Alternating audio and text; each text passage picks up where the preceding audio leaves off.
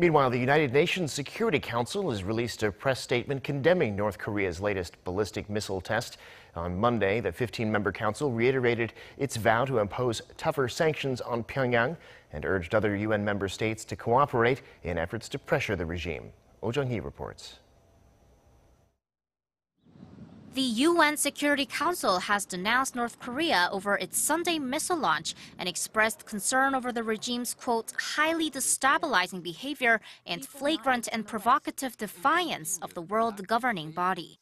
The UN statement comes on the eve of a closed-door meeting scheduled to take place later on Tuesday at the request of South Korea, the United States, and Japan. North Korea claims it successfully tested an intermediate-range ballistic missile, which met all technical requirements and is now ready for mass production. Experts, however, say the test did not demonstrate a new capability, although it does appear to have advanced Pyongyang's aim of developing an ICBM capable of reaching the U.S. mainland. Ahead of its emergency meeting, the Security Council has vowed to redouble its efforts to introduce a raft of tough sanctions on the North.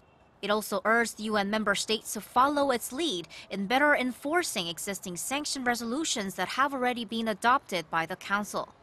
The United States has been negotiating for weeks with China in particular in an effort to bring Pyongyang's ally into the fold and gain its support in countering North Korea's provocations. Nikki Haley, the American ambassador to the UN, said Washington was working closely with Beijing to draft a new sanction resolution, but no final agreement has been reached as of yet. She also fired a warning shot towards Pyongyang, telling the regime not to give the U.S. a reason to fight and that all options still remain on the table. North Korea's missile launch on Sunday was its second test in the space of a week. South Korea's liberal government under newly elected President Moon Jae-in said it has dashed hopes of peace on the Korean peninsula. Jung-hee, Arirang News.